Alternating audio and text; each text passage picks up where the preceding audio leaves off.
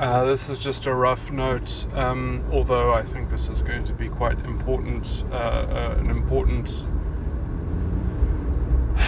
development in reducing the fundamental toxic element of identity consciousness and political correctness. So effectively, what is happening in these things is that people are extracting an objectification from other people.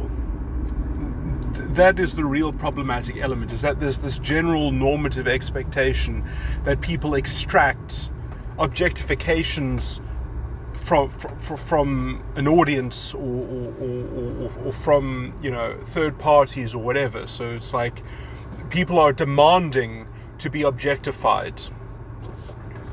And the problem with this objectification is that how did I think of this before? Is that the objectification is I can't think of all the words. I'm going to be working on this, but it's an unknown quantity. The what of the objectification is an unknown quantity. The symbolic representation in the objectification, or the sort of what the objectification is meant to amount to, is or is what it's meant to symbolically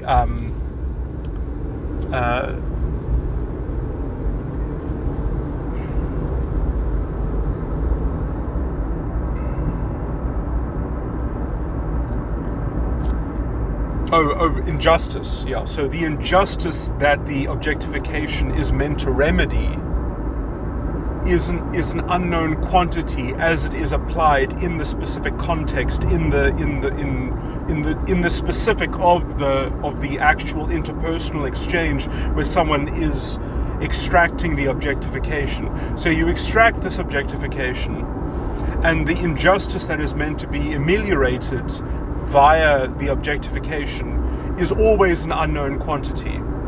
And so what this amounts to, and I'm trying to sort of smuggle in some spiritual philosophy in some sense, although I don't know if I can say that the Hindus and the Hare Krishnas really get down to the philosophical sort of meat of their of their own texts and their own scripture, but basically this is essentially what it means to sort of lust after appearances and to depend on appearances. And it really is, the most kind of corrupted form of spiritual arrogance and conceit, because of it being built into this requires sort of expanding how this has to do with appearances, and I'm trying to link it conceptually to the notion of the unknown quantity.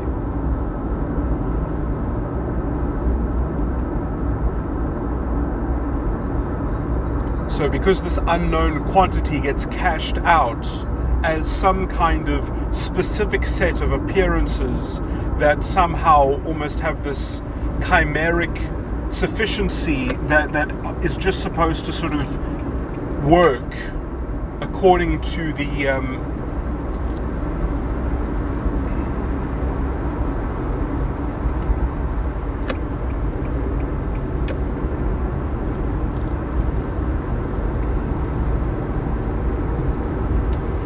work according to sort of being able to solve or kind of combat the injustice, And so even if it doesn't make this complete claim that it will actually resolve the injustice, I mean, it's even worse. Why even do anything if it doesn't even, at the planning stage, have this kind of, it is actually all we need. This process is the process that delivers the solution. It doesn't even have that. It just sort of has we know it's more progressive than not. Like, we know that it's a step in the right direction. And so it creates this horrible diversionary cultural fascistic sort of conceptualization and categorization of everything in society just to fulfill this mechanism, which is the extraction of objectification. And these objectifications, because they have this unknown quantity of injustice, they are unwieldy, they don't work.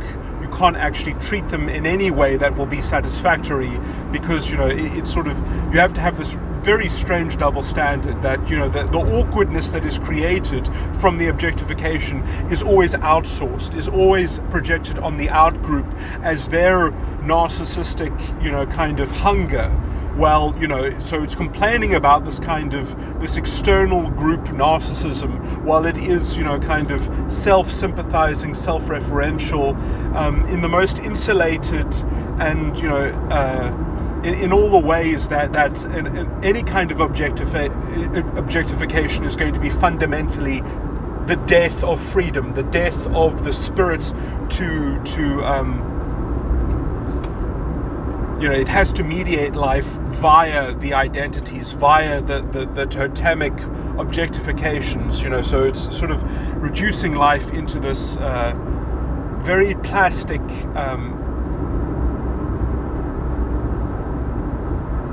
medium, which is, the kind of which is sort of the bread and butter for the members of any group which are prone, because of their own personality style, towards psychopathy and narcissistic psychopathy in particular. And so you're giving these cultural weapons to histrionic unhealthy individuals to just have at it, because the more narcissistic injury that they are allowed to sort of project, and then which allows them to sort of react to it with their counter narcissism. This is actually what the whole complaint about the narrative is that, the narrative is the systemic sort of monolith, and therefore we're allowed to have a counter monolith. So, it's all this sort of it's scapegoating to excuse the bad behavior which is being accused of, which you're maligning the system with, So it's this really strange self-fulfilling prophecy. And just by engaging in this form of thought, which is so insulating, the first thing it does is it validates its own perspective. So if nothing else, it will provide the evidence that it is correct, and therefore you need more objectification. And all of this means that you tend to the identity, and you tend to the mechanics of objectification, and you don't even deal with the actual underlying issues.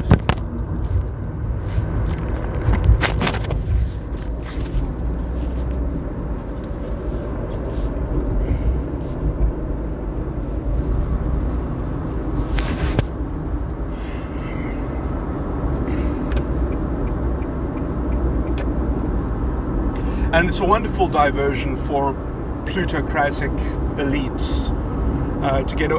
This has been the bread and butter of African corrupt dictators. You just have this sort of tribal group, kind of division, and that's what made the Rainbow Nation different, was because it just got on with it. It just had a secular sort of very clear morality, which has now been completely corrupted by the constitutional court that has betrayed the constitutional values of non-racialism and essentially sings in chorus with the corrupt state, because it's this corrupt morality which facilitates the corruption. This moral corruption is the state corruption, is the cronyism, is the sabotage of the economy, is the sabotage of networking and, people being able to actually deal with each other on a commercial level, in terms of small businesses, because small businesses are forced to take race into account.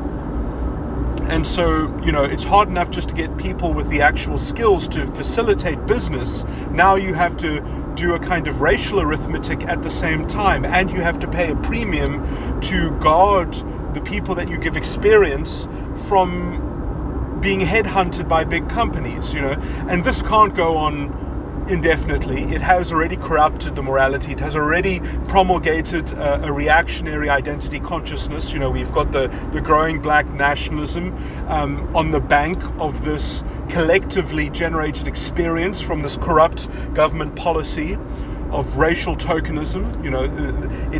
It functions on objectification.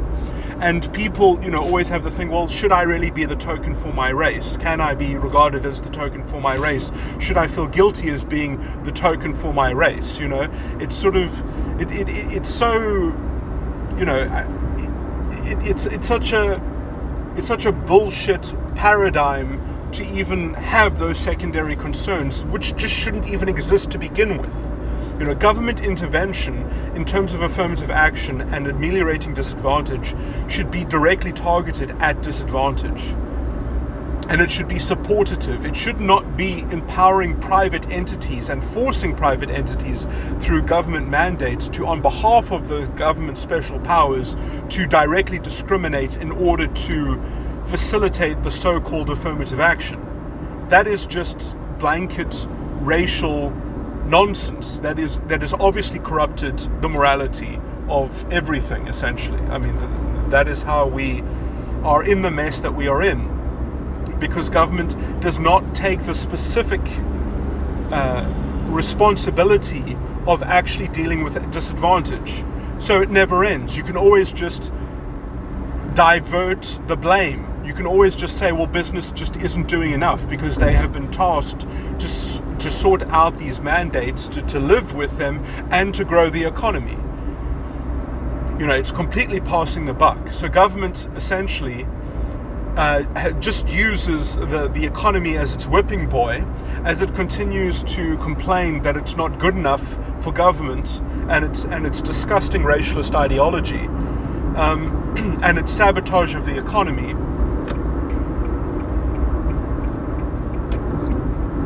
And you've got racialist demagogues like Eusebius Makaiser, singing in chorus with the black nationalist hymns. And it just sort of, it never, and the problem is that now, even with this toxic, we got some progress earlier in our history, but now, sort of the corruption has just sort of eaten through the wood, so we really are on the edge. I mean, fiscally, you could say we have already sort of, we need a completely 180-degree course correction, but that's not going to happen with the ANC, and it's not even on offer in terms of politics in general because of the large uptake of identity consciousness, which essentially will only promote policies which are destabilizing.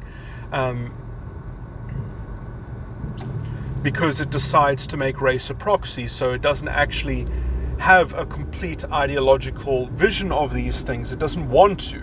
I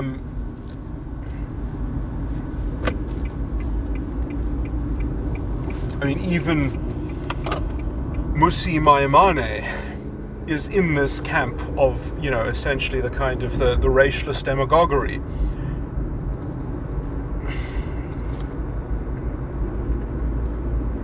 Now he has at least been removed from the DA. We can hope that the rest of the people who ideologically are attuned this way get purged from the DA to even have a hope of, unless it becomes a party that Gwen Ngwenya is capable of returning to after these reforms. If it does not go through a sufficient enough reform that Gwen Ngwenya does not return to the party, it's not. I mean, it's just, this is like the sort of the kind of bullshit diversionary stuff, which is how Hitler rose to power, because the Liberal Party was too busy pandering to this kind of bullshit. Mixing up its ideological lines, having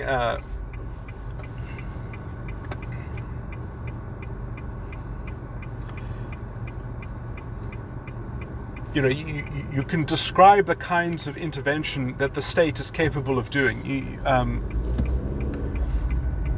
you you can just describe that the kinds of intervention that the racialist, kind of minded people are advocating is just completely destructive.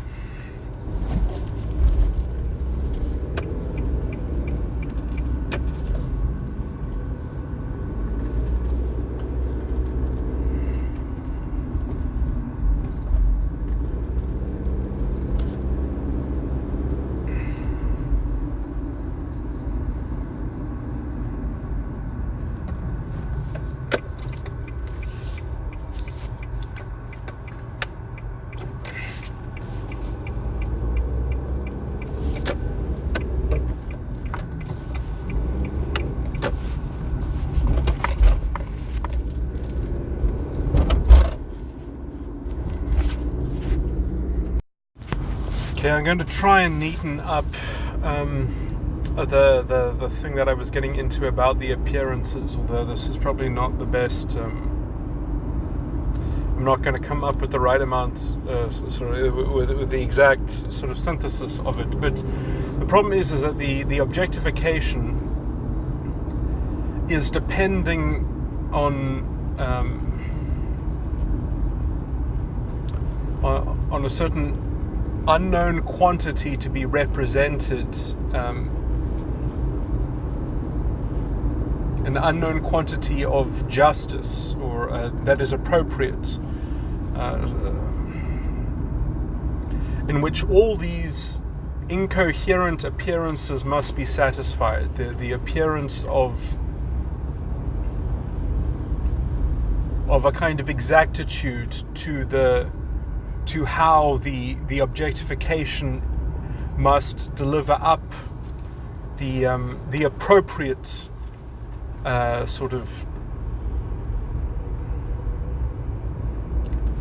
it really is asking too much, because it's asking essentially for who is being expected to provide the appropriate objectification to systemically weigh and measure everything and know how these things compound, and their treatment must be sort of transparent in its recognition and adherence to these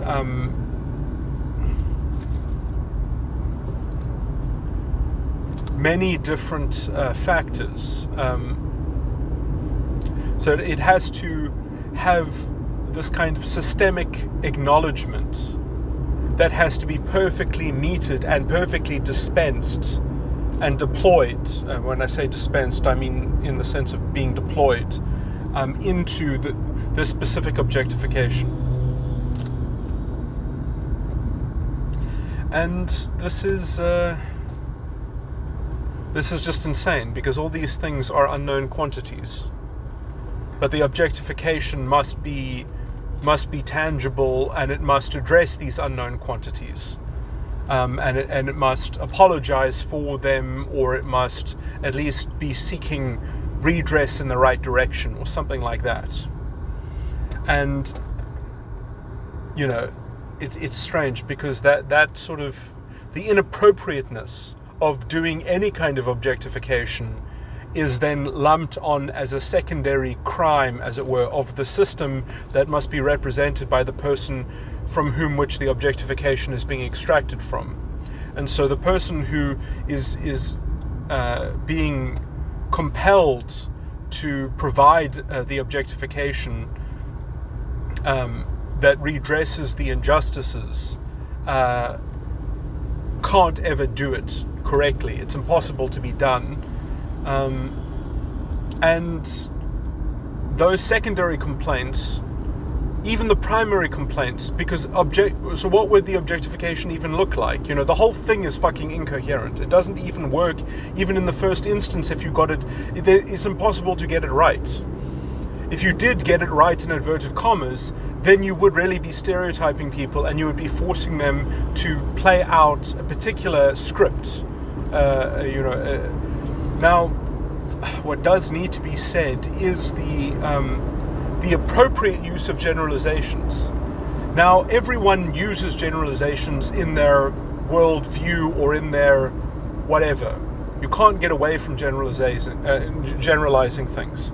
The point is that you never use a generalization when you're dealing with a matter that is specific or deep, or you can only use generalizations on things that are morally trivial, on things that don't matter, essentially. Like, oh, should I go shopping at this time of the month because right now it's the end of the month and everyone's just got paid, and I think the queues in the stores will probably be quite long, so I will rather go shopping on another day. Like, that might not be true. You might go there and actually no one's there because everyone's watching some sporting event or something like that. If depending on your particular knowledge,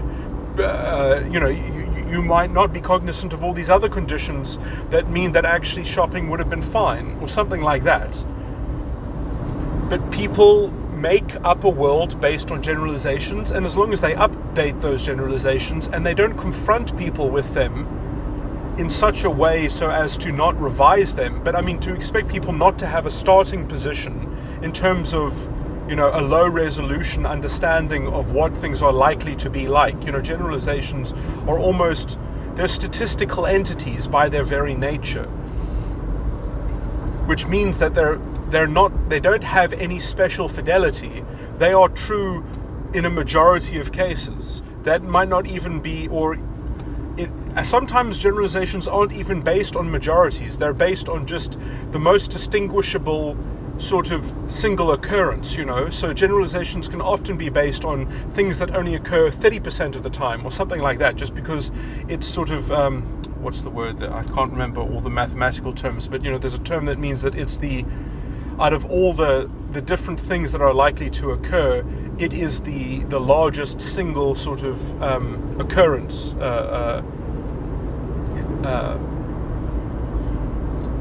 And how people decide to track these things, it doesn't really matter to me, because they're not, as long as you don't mobilize them against individual people. Mobilizing them against individual people, depending, I guess, on the level of indifference, looking at an individual person very, very far away and trying to imagine what their life is like. What does that actually mean? What does that matter? Whereas if you're actually face to face with them and you're in some kind of interaction, you should probably not generalize. In fact, you should maybe, if you want to use your generalizations because you think that there's something that impels you to look out for something, to seek out something, to converse about something specific, the first thing you do is you confirm or deny if it holds true, or if it's relevant or pertinent to that person's reality that you're trying to connect with, that you're trying to commune with, or be in communication with. The first thing you do in a negotiation is you lay down a kind of what conventions are shared, or what objects are the same and what objects are different in terms of people's purports and whatever. You have to connect with the individual, and generalizations might give you a leg up if your generalizations are sophisticated enough that you can sort of attune them, but you should still always fucking confirm them, because you don't know. And so obviously, in terms of conversing with someone, well, that's one thing. In terms of actually, having some kind of if there's some kind of power involved or something like that, or some kind of administrative action, these things obviously then have to be meticulously done in a way that is not subjecting people blindly to things. Somewhat, it's not that hard to not treat individuals as a means to an end. It's not that hard to just think, okay, maybe I should treat every single human being as an end in themselves and give them at least that level of respect. Now, there are a whole lot of problems with identity consciousness, so much so that it has a completely different moral narrative. It doesn't really have a morality. It just has a kind of causal explanation, which is inaccurate, but it likes to depend on because it gives simple solutions, gives simple answers. It lets people think that they're helping things move along, helping some form of progress in some kind of collective sort of enterprise, or because everyone is following the orthodoxy, and the orthodoxy has a tendency of promoting redress. Is basically the kind of the abject table thumping that it sort of depends on.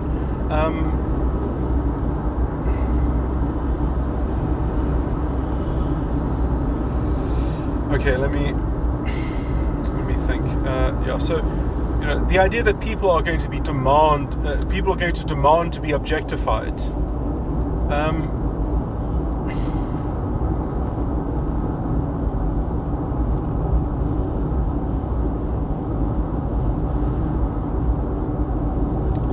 And whether you have been objectified accordingly, appropriately, is based on a set of conflicting appearances that have to be satisfied. It has to appear that justice on the narrative scale of countering the systemic oppression has to be done, and that has to be done through a level of tokenism in which people are seen to be representative tokens of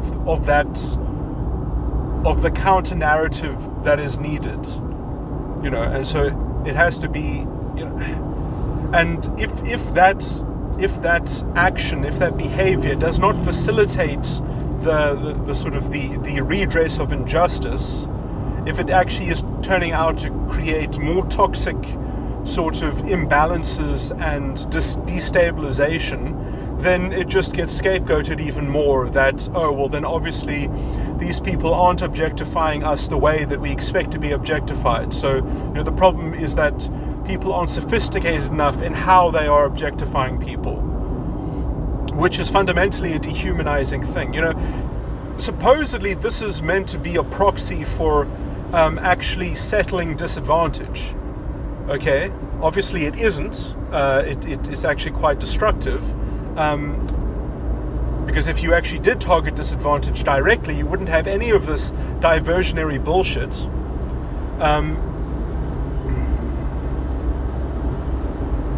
But they're kind of, I guess these politicians are stuck between a rock and a hard place, because they, what's it called? It's the the concentration of benefits and the distribution of costs, and the kind of the information cost of democracy. So it's like you're going to tell a large section of the black middle class essentially that you want to remove this government-imposed privilege, which is destroying the actual commercial functioning of capitalism and destroying small business, in order just to sort of not kill the cow that produces the milk,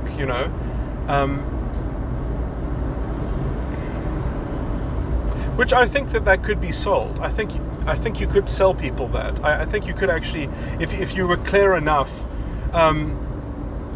you could tell people that they don't need it, and that addressing disadvantage specifically will be like far better for everyone, and then we would actually have a growing economy in which there would be more opportunity.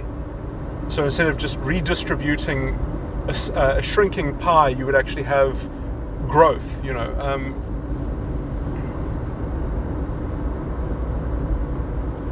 and you wouldn't be living in a failed state that's about to implode.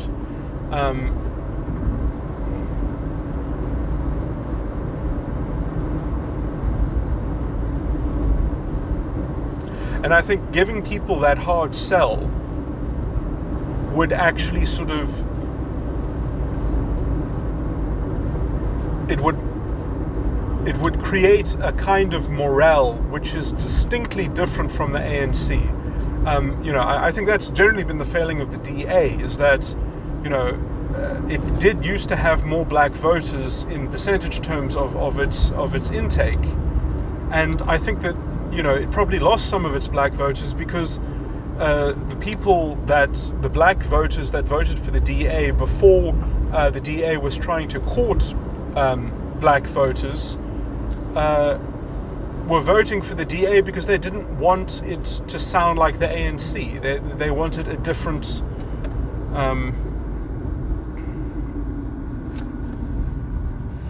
kind of policy.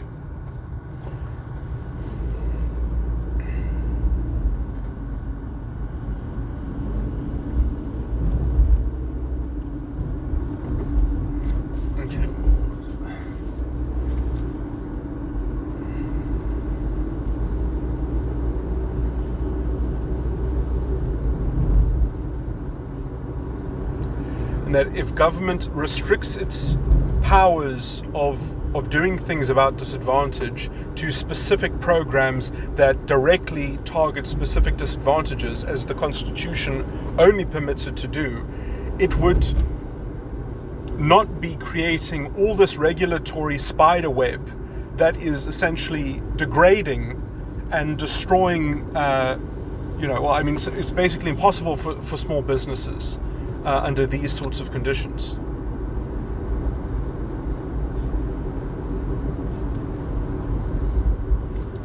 To have this level of racial politics in terms of the labor market is just untenable.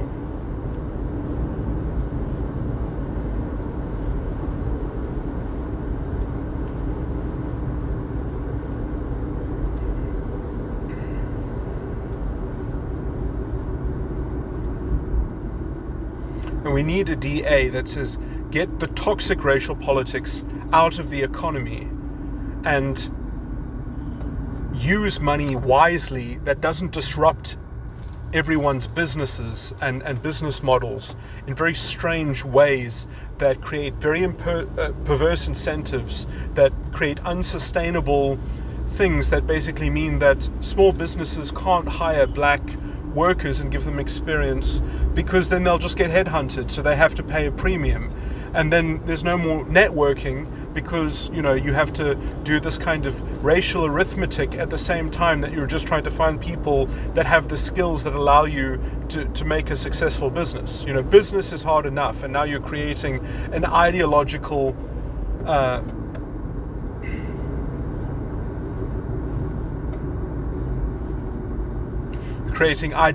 red tape along with other red tape. And I mean, generally also what we also need to do is, a lot of industries, I just say this as an ideologue that doesn't know too much about the details. I haven't even spoken about like the really crazy regulation that say that you can't essentially have a business or have a license unless you give away your capital and all those things, which I vaguely know because I've heard it being talked about on the FMF podcasts, the Free Market Foundation podcasts. But I realized that there are a lot of much more crazy and obstructive sort of impediments as to why we don't have any foreign investment and such. How we've scared it all away, and how we don't have the rule of law, so everything just gets licensed, and not based on rules of general application. We've got these ad hoc people that give licenses to their friends, and they're so corrupt, and you can't speak out against them because then you won't get your license renewed. So everything is controlled by this kind of political whip hand in a very corrupt, essentially. It's strange that things haven't collapsed yet, but people have to understand that in terms of the actual intellectual and institutional structure, that we still have the institutions in place, but how they are run, because they are so antithetical to the rule of law, that we effectively already live in a banana republic. The sort of the shit hasn't hit the fan, but it's already been. It's in the air. It's been thrown already. It has the velocity. It just sort of we haven't seen the extent of the mess yet. But it's now it's the slow motion train wreck of a country.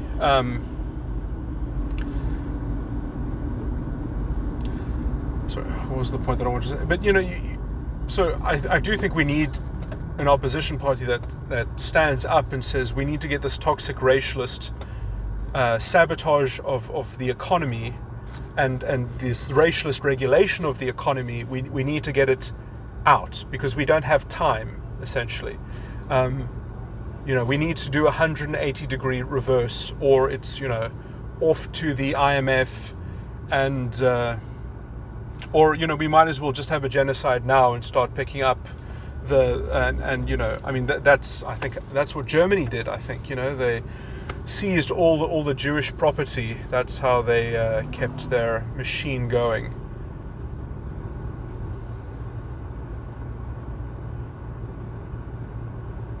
Well, the disgusting positivistic culture and legal positivism just sort of infests all so-called pseudo-intellectual bullshit until it collapses.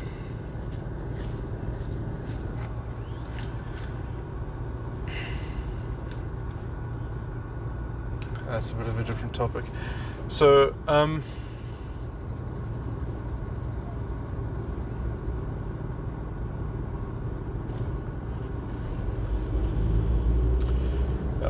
government has chosen the most indirect so-called route of addressing the history of this country, and it is how it has addressed these issues that is itself a bigger issue than the original issue that they were addressing.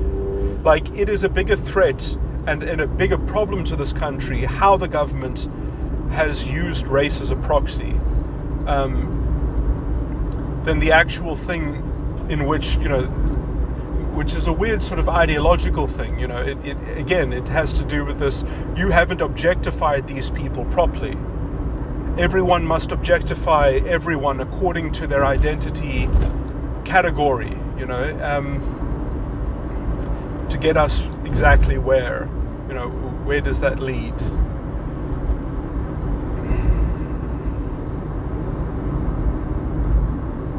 When it doesn't even say itself, basically it happens until nice things happen. It just continues until everything is fixed, until there's a so-called equality. I actually watched this very good YouTube video that explained quite well how, you can't just, there's no such thing as just equality. You have to define equality in what? Because there will always be an inequality of something that is promoted by any notion of equality. And I mean, this is sort of a philosophical sort of point, but and I wanted to talk about some rhetoric as well.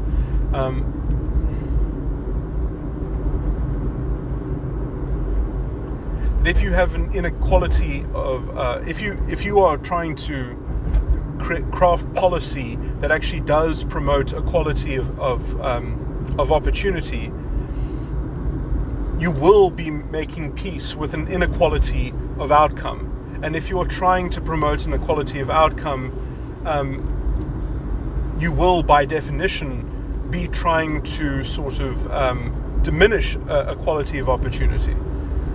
And that is in fact what is happening. And it's quite nasty. It's just that when it happened under apartheid, everyone agreed that it was evil, but now because of the unfortunate history of this country, the black racists in South Africa can sort of conceal it in the narcissistic injury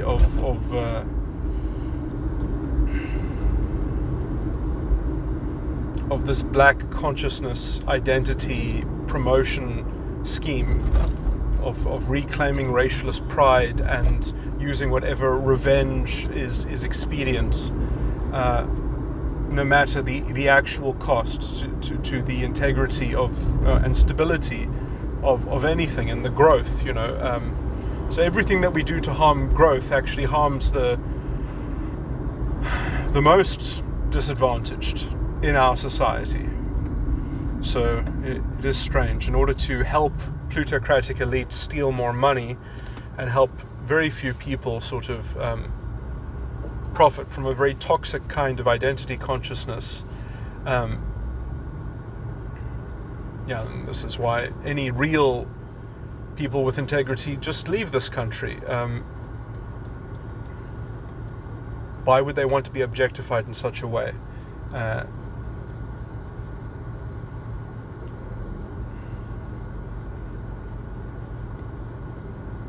Okay, I was going to talk about.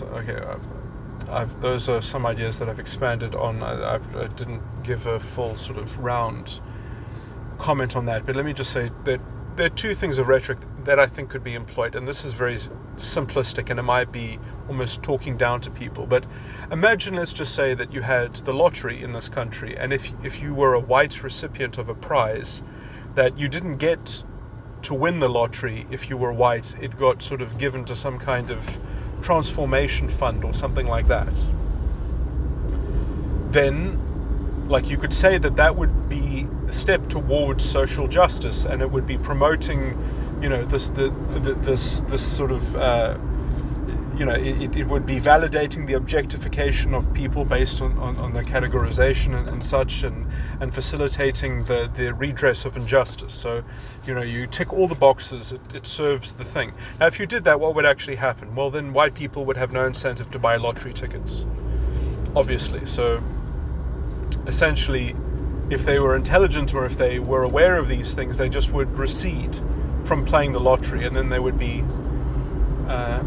less money in the lottery or something like that. So this is effectively how the economy has been sabotaged, by creating these double standards, which are supposedly made to redress history or something like that, instead of the government actually doing something directly with their tax money, which is what the function of the fucking government is, not to pass the buck onto private entities to use as their ideological whipping boys.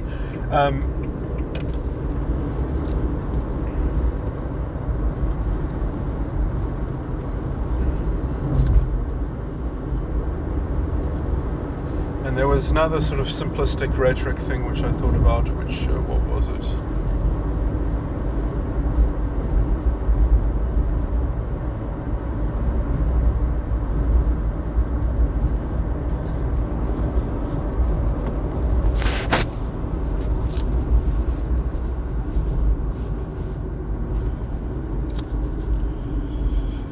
Look it up quickly.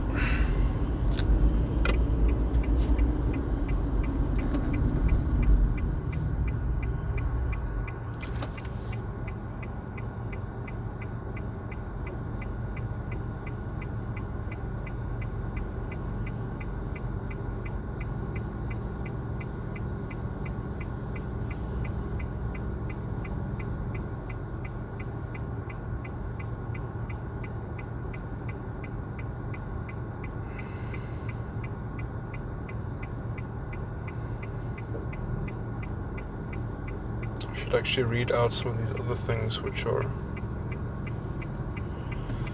probably more thought out as well, but I can't actually find the second point of rhetoric. But it was a nice, I think, basic example.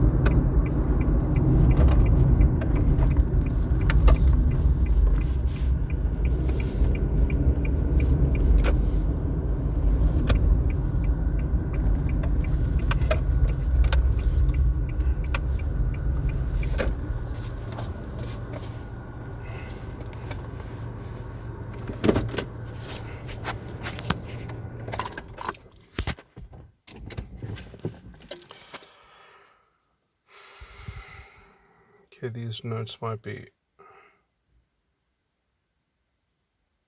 Oh, this is not a point of rhetoric, but I thought it should be a good rule of thumb that obviously there will be exceptions to some industries that have to do with very dangerous materials or chemicals and such, perhaps, or things that require engineering expertise. But, we need to reduce regulation in general. And I think that it should be a good rule of thumb that in most industries that someone with an IQ of 100 should be able to follow the regulations, that they should be crafted in such a way so as to sort of be boiled down and synthesized in a responsible way, in a somewhat,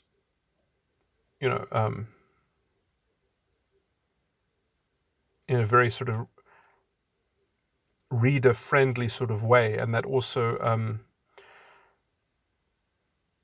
licensing, the cost of licensing should perhaps be quite low, that obviously that there should be some kind of nominal fee, but that you don't actually pay for the licensing process. And obviously this might depends on the industry, but I think in general people should just pay a nominal fee, and then the inspections are not essentially they are gifted by the state in some sense, so that there isn't a kind of a barrier to entry.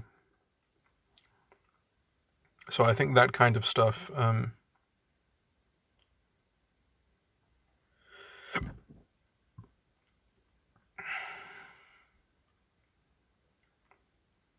okay, well,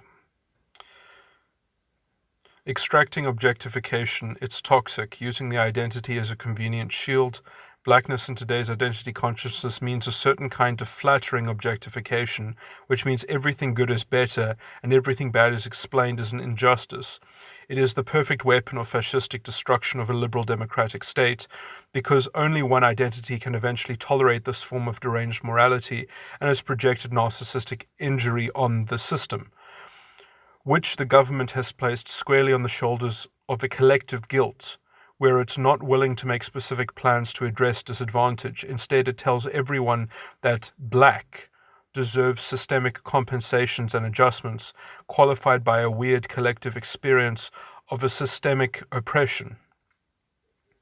While the economy and government is systematically corrupted and sabotaged by this disgusting form of identity objectification that creates a fake narrative.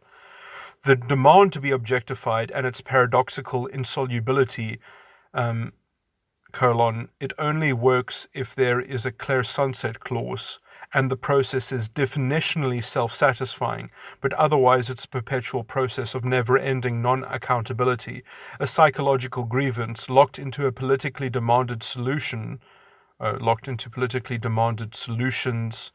that have no capability of addressing its own inadequate treatment of the issues. The paradoxical demand to be objectified in such a way as to deliver its own internally satisfying ideological predictions that are associated with the correct form of objectification. This is such a fragile sort of one-trick pony that it's hard to keep even looking coherent, which is why, it has so much kind of vilification and emotion pumped into it, because it needs that to protect its very shaky foundation. The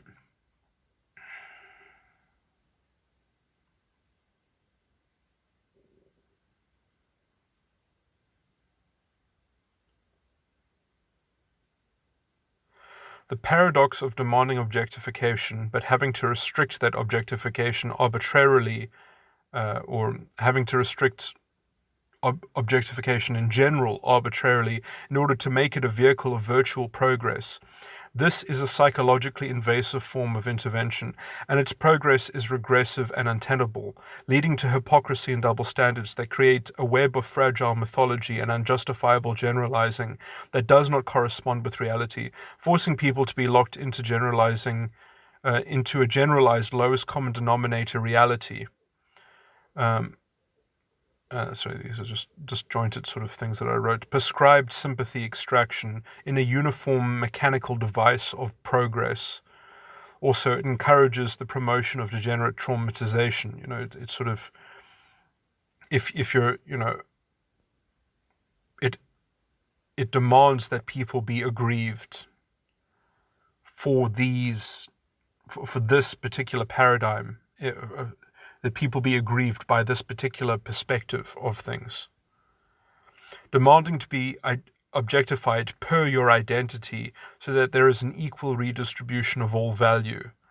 It's again, it's like it's a virtual form of progress, which is a diversion. And it's such a toxic diversion as well that requires so much mobilization of a weird kind of emotional and belief system where people identify with their racial identity. It's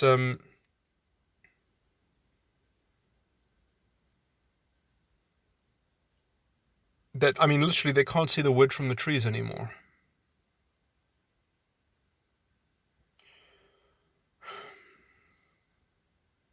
Okay, and then I wrote here, to avoid semantic confusion, identity isn't itself the problem issue. You can have identity all you want. It's the objectification of identity that you can't impose onto others or make extractions on behalf thereof. So it's sort of demanding the objectification of identity from yourself or others is really the problematic sort of, because I mean, it's literally the invention of stigmatization and the idea that stigmatization can be positive.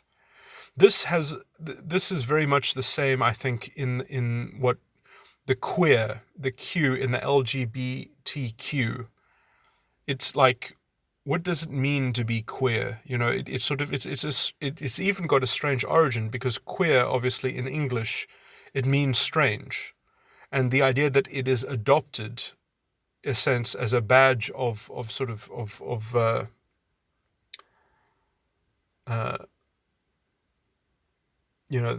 is going to be embraced,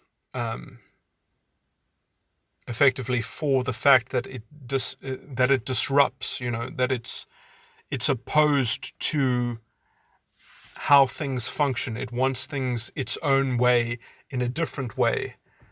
It's very, I mean, whatever queer is, if queer as it is distinct from the LGBT, although there are a lot of people that describe themselves as trans and queer, I would just consider those people to actually just be engaging in this political warfare against the culture and against conventions themselves, and wanting to sort of colonize conventions and labels and force people to adopt their language in this invasive psychological sort of projection, that their unwillingness to change their language has to do with their narcissistic injury. Projecting narcissistic injury on the system, and so when they are reacting to it and defending against it, they're not being narcissistic, because it's just a kind of, it's an answer.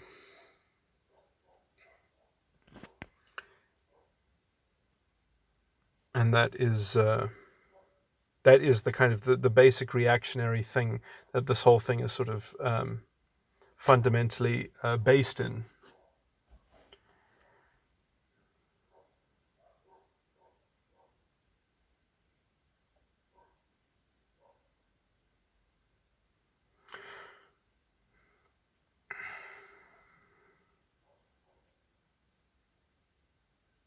It really has to do with the permission to demoralize people at will. It's sort of, it's interesting because, let's just say introverts in general, right? Which don't they don't feel easy around other people. There's a certain section of the population are introverted. I mean, if I'm an INTJ, also my Myers-Briggs personality style is generally regarded to be an introverted personality.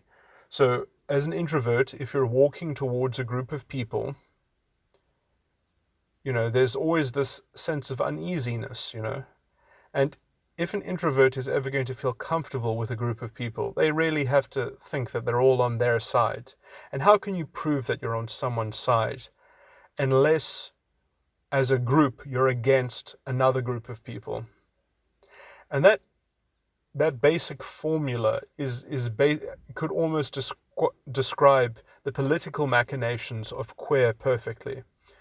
The only way that they can be sure that they're not going to be ridiculed for their disruptive, kind of radicalness is if they can impose an orthodoxy and a moral code which is being followed that attacks people according to their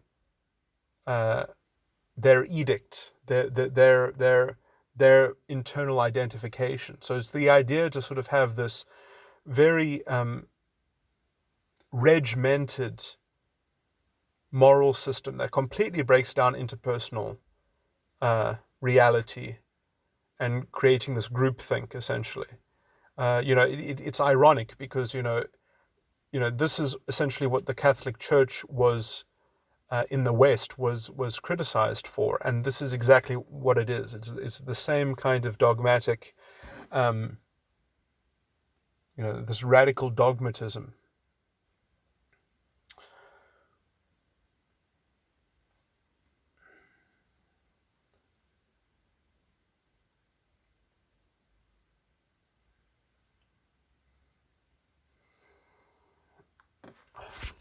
Should round out that point a bit more, but let me just read this one last thing that I got written here.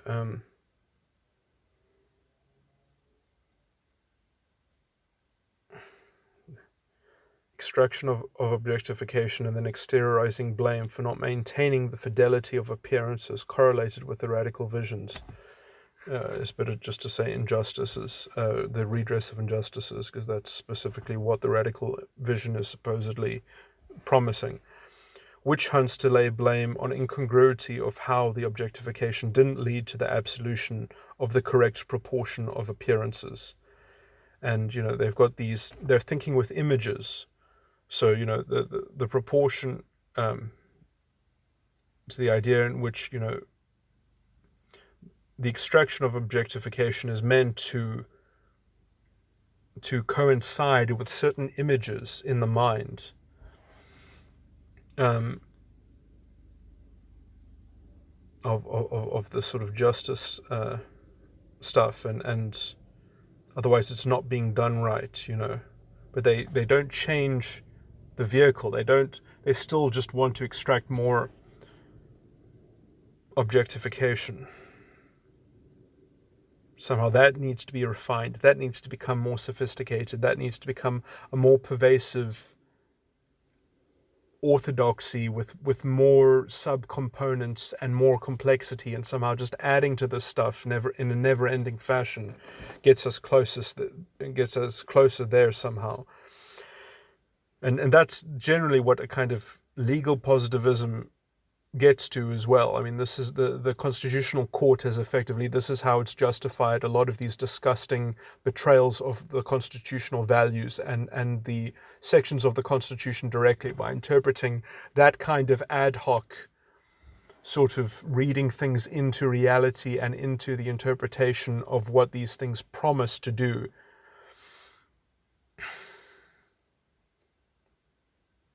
That's a very important point to see the symmetry in that. Then you've already got a fascistic legal culture, which we now have in this country, and it's come from the Constitutional Court.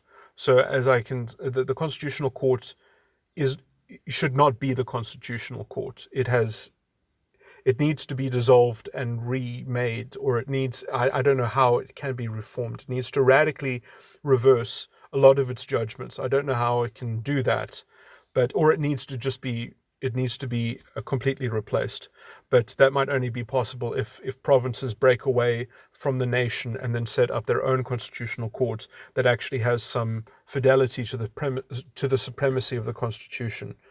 Because right now we're actually living under the supremacy of the Constitutional Court, and their interpretation, their very specious interpretation as well. Anyway, let me just read this one last thing. Extracting the so-called correct objectification, where the correctness facilitates progress via enforcing adherence to the ideological... I shouldn't have read that. I already said things, I think, that sort of summarized the stuff a bit better. Because this was stuff that I wrote a while ago, but what was that other rhetoric thing that I came up with?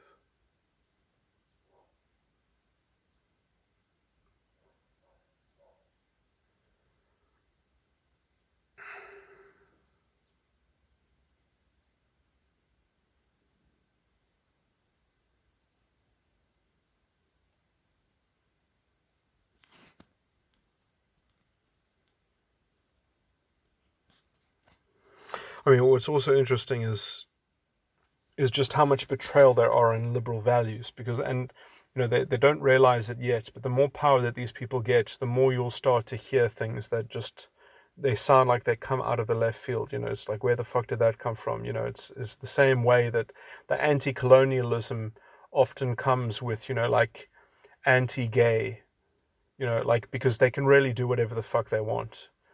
So it's interesting, like, what games they choose to play and what games they won't. And it's very arbitrary. The EFF surprisingly seemed to be pandering to women, to the woman thing. I guess, they're happy to tap into that. I wouldn't be surprised if that gets reversed, if that gets updated, if that sort of becomes a more traditional African sort of interpretation of that, or something like that. Because, that's the thing, is that the whole thing is pliable. The narrative can be molded in any fucking way you want. Because the only thing that they're tracking is this negative injustice of what was deprived. And so they've got this blank check. And so how the correct thing should actually look is just whoever is representing the leader at that time. So it doesn't, it only, the leader is only valid by the control that they're able to perpetrate on the system.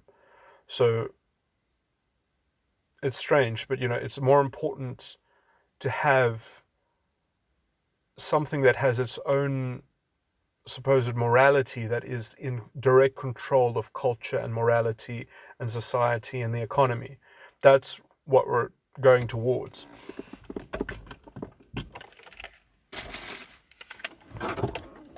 And, a lot of the stuff will obviously become a lot more obvious when the collapse actually really